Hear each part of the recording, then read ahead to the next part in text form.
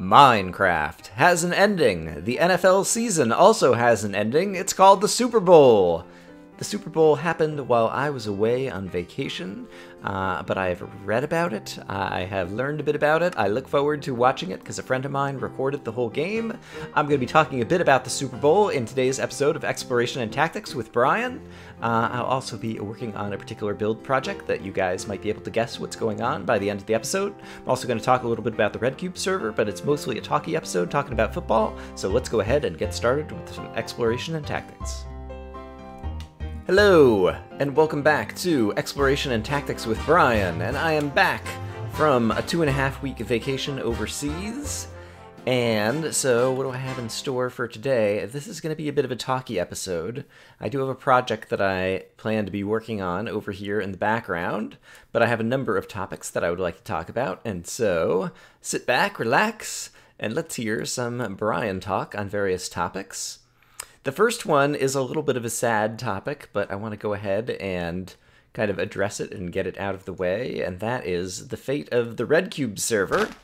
I had been playing on a Minecraft server, the RedCubed server, that I had joined when they had... I just heard a zombie. There must be some kind of cave inside this mountain somewhere nearby that I was not aware of previously. I joined the RedCubed server when they had their map reset back in December. I actually, and yeah, I kind of, I don't know, got a little unlucky. So, short story, the RedCubed server has shut down, which is very sad. I joined the server with a number of other people who were new who joined when they had a map reset back in December. I actually started playing on the server 2 days before I went on my winter vacation back home over Christmas time. And so I only had a couple of days to play then. And then, of course, I just got back from another trip. Yeah, that looks about good. I just got back from another trip that I had done on my own.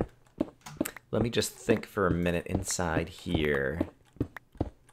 Yeah, I think I want it to be about that big. I think rather than tell you what is the project that I'm working on... Oops, whoa. I'm going to see if some folks will figure it out, because I'm not sure how much progress I'll actually make on today. And yeah, and it's always fun to have people kind of like give their guesses when I'm kind of working on a project.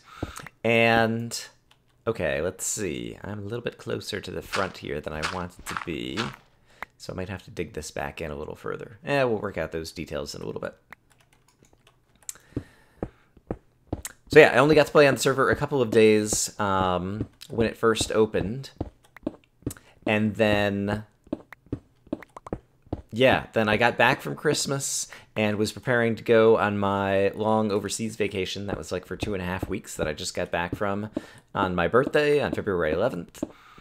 And so I only had, I don't know, about 2.5 weeks kind of in between to record some episodes in January on RedCubed, and then while I was way overseas is when the server ended up shutting down, and so that was a bummer. For those of you who have been subscribers to my channel for a long time, you'll recall that I was back on the Minecraft fan server when such a thing existed before it got shut down a long while ago, and I was actually on that one for a while in terms of calendar time, but I only managed to make, I think I made 10 episodes on that server. RedCubed, while I think I've never been great in terms of kind of Minecraft server play and kind of like figuring out what to do, I felt like I was starting to get it figured out and I was having some fun. I was very glad for my experiences there. I got to record some episodes with Vaughn, had a fun kind of caving episode with Cherry, did some fun science experiments with Fedrin, and eventually Fabe. And so that turned out to be pretty fun and great. I guess, let's see, that's only 4 tall. Let's make this at least 1 taller. And yeah, was starting to feel a bit more kind of at home on a server and thinking about, you know, what kinds of things would be fun to do in terms of server play and to get into it more regularly. And so I was pretty bummed to find out that the server was shutting down. Kind of like heard about it tangentially while I was away on vacation, and then learned a bit more about it after I'm back home here. But I guess it was going to shut down. It's kind of best for it to happen while I was away, so that I wasn't associated with any drama associated with it, and also just so that I wasn't kind of like in the middle of recording anything there and had to end up stopping that. So, oh well. But yeah, I think some of my episodes ended up, that I'd pre-recorded before my vacation, ended up airing on the channel after the server had already shut down. But yeah, if you don't see any more RedCubed episodes from me, that is why, just in case you're not following anyone else and didn't know about the server update. But let's move on from that sad topic to instead talk about some happy topics. All right, I think I'm going to close this back up for now until I figure out exactly what I want to do here. Actually, I know at least a couple other things that I'll need to do. I'm going to need to get some glass, because I think I want to put a glass front on this. Yeah, I think I'll get rid of this wall and put a glass front on it. So, happier topics that also happened while I was away on vacation. I don't know if I should say spoilers ahead. The Super Bowl was a while ago now. And so I'm going to be talking about the Super Bowl. So if somehow you haven't watched it and are still planning to watch it, which is actually the state that I'm in, I've read about the Super Bowl. I already have glass panes on me. How convenient. That's right. I had them from building the greenhouse. Our lovely greenhouse. Hey, that actually doesn't look too bad. Still need to figure out a bit better way of kind of displaying all the plants inside of it. And possibly have to put a few more plants in there, as I recall. But that came along pretty nicely. Still have some leftover glass. This might be enough glass for what I want to do right now, too. Yes, so the Super Bowl happened. I live in the Seattle area, and so the Seattle Seahawks are my home team. And they won. They won big. And that makes Brian happy. And yes, who could have predicted such an epic beatdown against the best offense in the NFL of the Denver Broncos, led by Peyton Manning? Yeah, highest ranked offense in multiple categories this year. And yeah, and yet Seattle handled them mightily. And who could have predicted such a thing? Well, a number of people did, including yours truly. And actually, I was going back and I was looking. I had a Spelunky episode right after the NFC Championship game, where I was talking a bit about football and made my prediction for the Super Bowl. And so I think, actually, I'll go ahead and just kind of roll a quick clip of that from Spelunky at the end of the episode. Actually, I might just have to just add in the audio that's going on here. So let's listen to that. It was a very exciting game to watch, much more exciting than the AFC Conference Championship. And I was pretty sure going in that either the 49ers or the Seahawks would be able to crush either of the AFC teams in the Super Bowl. So I expect the Seahawks to beat the Denver Broncos in the Super Bowl. I'm calling it now 2 weeks ahead of time. You heard it here first. All right, I think that looks good for kind of stage one of what I'm working on over there. And yeah, so in any case, I had basically said that I thought the two best teams in the NFL were the NFC teams that played in the NFC Championship. And indeed, kind of after the Super Bowl, there were a number of people, there was a big thread on Reddit if the NFC Championship game was kind of like effectively the Super Bowl this year, who had kind of the same sentiment. I am just searching around. Do I have... I don't know that I have much or any... Probably have it in here. Yeah, I have a little bit of obsidian. I want to get some more obsidian. And do I have space in here to drop off more cobblestone? I do, since I've just been mining some up. So let's do that. But yeah, basically, I thought that, yeah, whoever came out of the NFC Championship team, NFC Championship game, where am I going? I'm going down to try to go grab some obsidian. Not a problem. I've got a big old obsidian patch down here, if I recall. So that's one of the things is, you know, you play Minecraft in a particular world for a while, and then you go away for weeks at a time, and it's like trying to remember all of the details of your world. But I'm pretty sure I've got a big obsidian patch down this hallway that we can mine some obsidian. So yeah, I was pretty sure that either one of those teams, here we go, this will work, was going to beat whatever team came out of the AFC, whether it be the Patriots or the Broncos. And indeed, that seems to have been the case with an epic beatdown. 43-8, I think, was the final score. And yeah, and so now I'm here to gloat. Yeah, basically, it's hindsight is always 20/20, but there were a number of things that worked tremendously in the Seahawks' favor going into the game. Even though the Broncos had the #1 offense for the year and the best offense in history by a number of statistics. It was the case that they were going after the Seattle Seahawks defense, who were the #1 defense in the league by a number of the same statistics, such as points for this year, and who were kind of uniquely suited to defeating the Peyton Manning kind of passing offense. Football, I think, is a pretty interesting game just in terms of the complexities that go on in terms of matchups and play calling and different kinds of things. And so it's one of the reasons that I enjoy watching football so much is that, I guess, that was foolish. How about we get ourselves no longer on fire? Okay, there was still some lava back there. Is there any lava back here? There is. I guess I'm down. I guess I've already, like, dug out an entire layer of obsidian here, so I'm probably, like, standing on level 9 rather than level 10. Yeah, my feet are at 8. My eyes are at 9.5. Okay. Oops. Hello. Let's not switch around my items in my inventory when I don't mean to. I guess so long as I'm here, I can mine up some more of these things that I might want as well. All right, distracted. Distracted by the game of Minecraft, trying to talk about football here. So yeah, in terms of the matchups, Seattle, basically, their greatest strength is pass defense. And the Broncos offense is all about passing. And in general, I mean, Peyton Manning, he's a great player and a smart player, knows how to change things up at the line of scrimmage, knows how to pick his shots.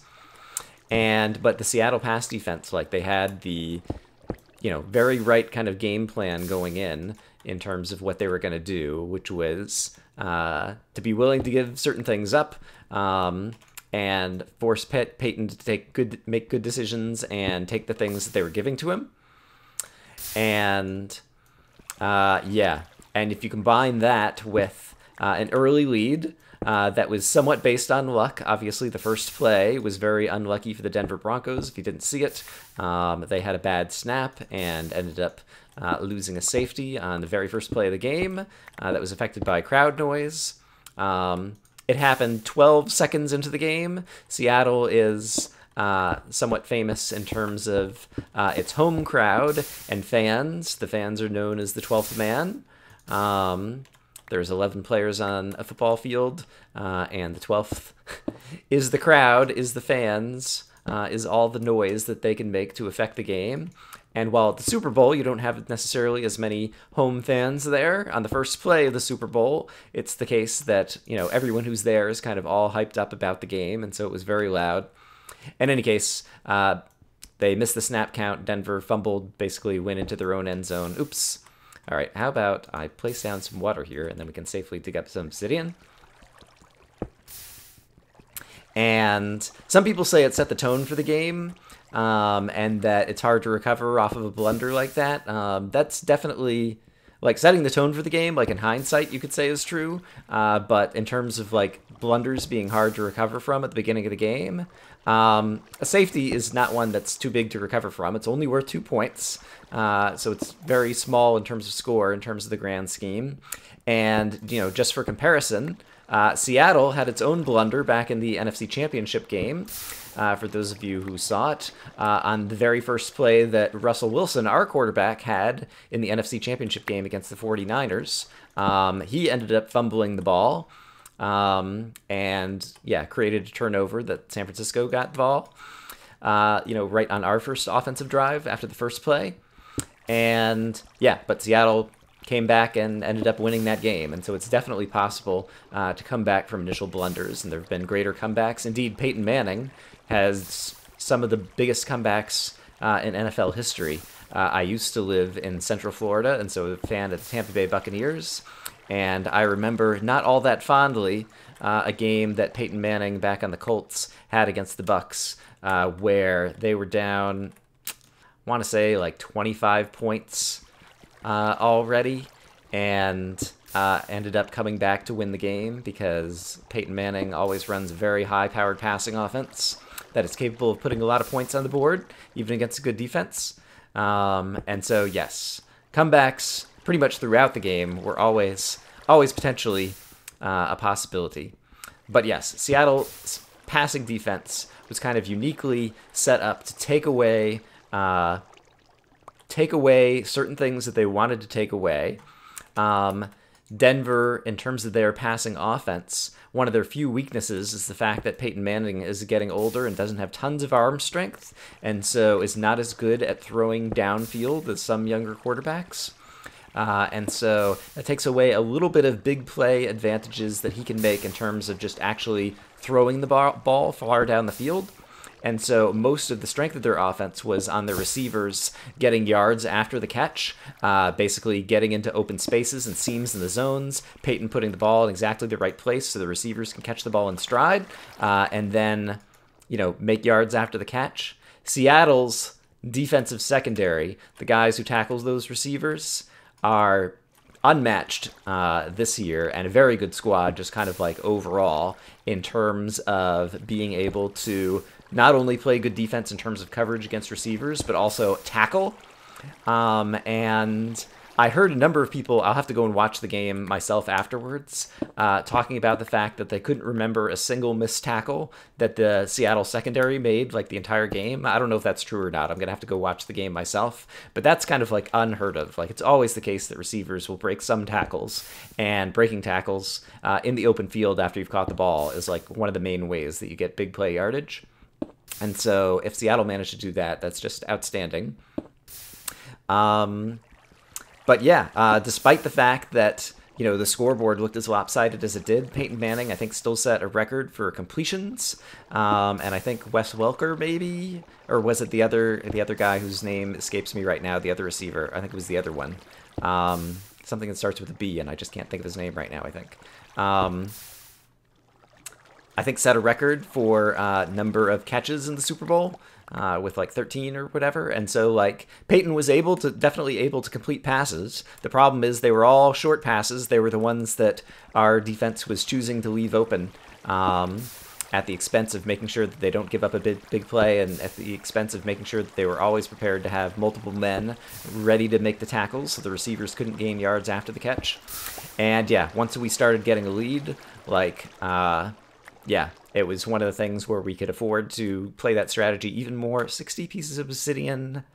I think I'm actually even going to need a little bit more, so I'm going to stay down here and dig up a little bit more of this as I'm talking.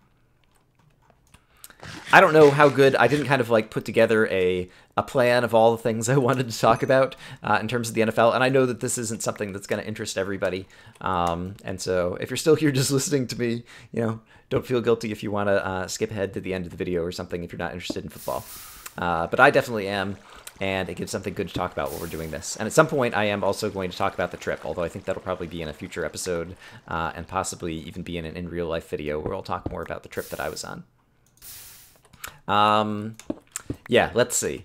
But in any case, I look forward to watching the game. Some people say that whenever a football game is a blowout, that they don't enjoy watching it. And indeed, I really enjoyed watching, and actually talked about at the end of that Spelunky video that I had some audio in my prediction back earlier. The NFC Championship game, on the other hand, was a very close game that went down to the final plays, which are definitely things that people think are exciting. I really enjoy a good blowout as well, especially when the team that I want to win is the one who's winning the game. And so despite the fact that it's a blowout, I think I'm really going to enjoy watching the game, and there's a lot of it that I want to just kind of like study and see how it actually played out, as opposed to having just seen highlights and read some articles about it, because I kind of want to know for myself. And so that'll be super cool. Yeah. Oh, yeah. And so I was talking about some specifics in terms of big picture. They say that defense wins championships, and so a good defense tends to win against a good offense. And indeed, I think 6 previous times the #1 defense had faced the #1 offense in the Super Bowl, and 5 out of those 6 times, the team with the good defense had won. And so if you just went on kind of, basic kind of history kind of stuff looking like that, that was something that worked in the Seahawks' favor. One thing that people don't often take into effect when they're thinking about how a matchup is going to play out is how injuries over the season kind of work out. Denver had a few injuries on their roster coming into the Super Bowl, whereas Seattle was as healthy as they had been all year. Seattle, despite going 13... Whoa, whoa, oh no, oh my goodness. All right, that is a new one to me. Admittedly, I never dig straight down.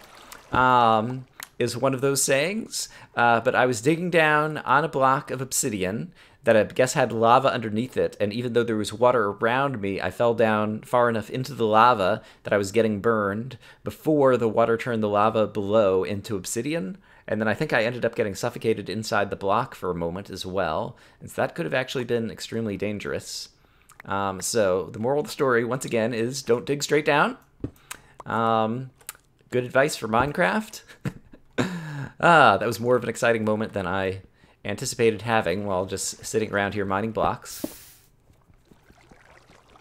Yeah, Seattle was the healthiest just about that they had been all year because they had some real trouble with their offensive line starters being injured throughout the season. Indeed, if you take a look at the statistics throughout the year, Seattle's offensive line was dead last in the league in terms of pass blocking.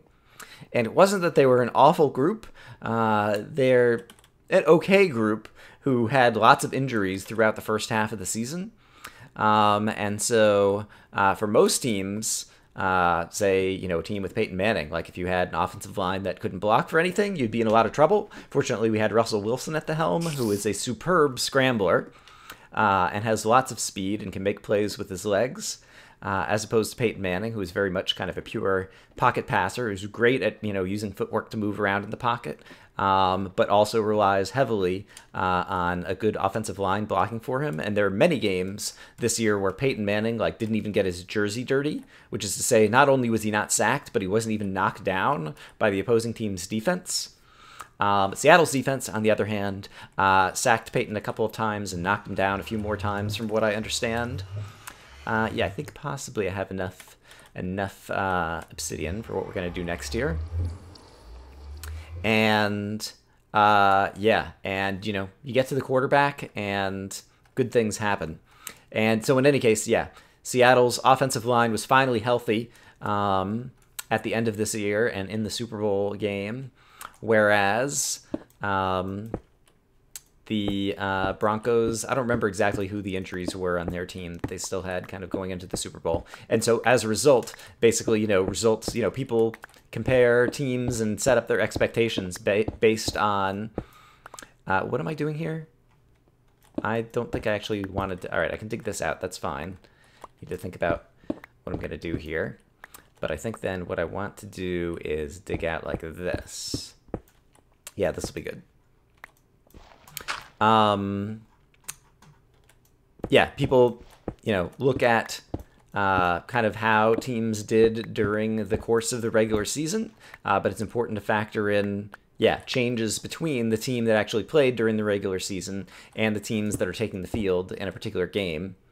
And in this case, for Seattle, the team that was taking the field for the Super Bowl was a stronger team, at least on offense, than the team that was taking the field during most of the regular season. Oh, and Percy Harvin, that's the other thing, who had been injured through the vast majority of the season. I think he played in 2 games, but only for like a quarter in each because he got injured a couple times.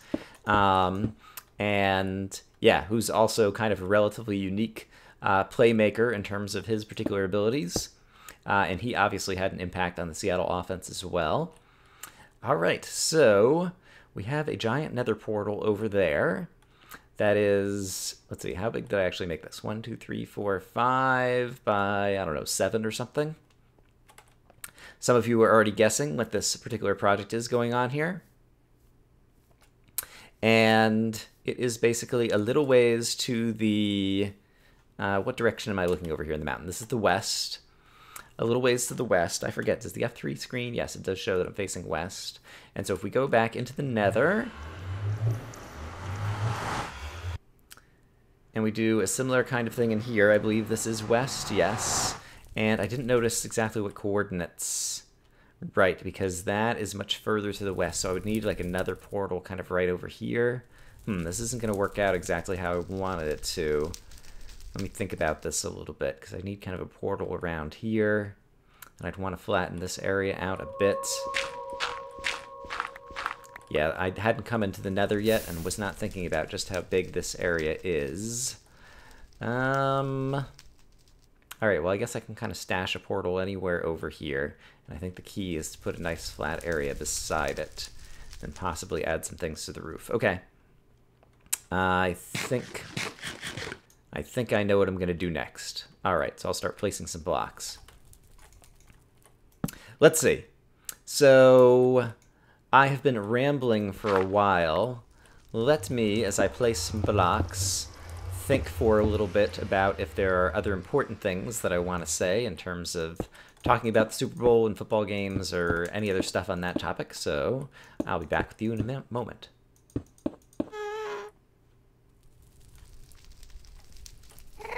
I think we have covered most of the things that I want to talk about. I will mention, of course, anytime you have football, at the NFL level at least, they always have the notion of any given Sunday, which is basically that any team can beat any other team on any given Sunday, which is to say a couple of things. One is, in general, teams in the NFL tend to be relatively well-matched. The salary cap and other aspects of the league structure tend to keep it very competitive. All the teams have a pretty good chance of doing well, or at least a reasonable chance. And yeah, for these two teams, I do think that Seattle was much stronger in terms of this particular matchup. And so while there's definitely a lot of luck that plays out, for example, with the first play and the safety, throughout a particular game and throughout a season, I do nevertheless think it's the case that 9 out of 10 times that those teams that took the field during the Super Bowl, if they were to play each other, you know, in 9 or 10 other parallel universes, I think 9 out of 10 times Seattle was going to win that matchup. And in a number of them, win it quite heartily, crush them, as I had predicted from my earlier video. And I think the San Francisco 49ers this year were also well suited to play either the Broncos or the Patriots, whoever came out of the AFC, and also would have won a majority of those matchups as well. In any case, a number of you will already be able to kind of guess what's going on here and what it is I'm trying to do with the kind of like building that I've got going on here. And so, for those of you who are so inspired, you can feel free to kind of leave your guesses in the comments if you so choose. But I think we've got enough for today. And yeah, so I spent most of the episode just kind of talking about the Super Bowl and musings about football and this particular matchup. I look forward to actually watching the game myself, even though I know a whole lot about how it unfolded already. And I guess, yeah, without RedCubed, I'll probably be possibly even looking for another Minecraft server again. We will see. That's something I'll have to kind of think about a little bit on my own. But in the meantime, we always have exploration and tactics for Minecraft. And yeah, obviously it's still a whole lot of things that I would like to accomplish in this particular world. And so we'll see if we can get to them. Hope that you guys are having a great day, and I will see you again soon with more Minecraft. This is Brian, signing off. Bye-bye.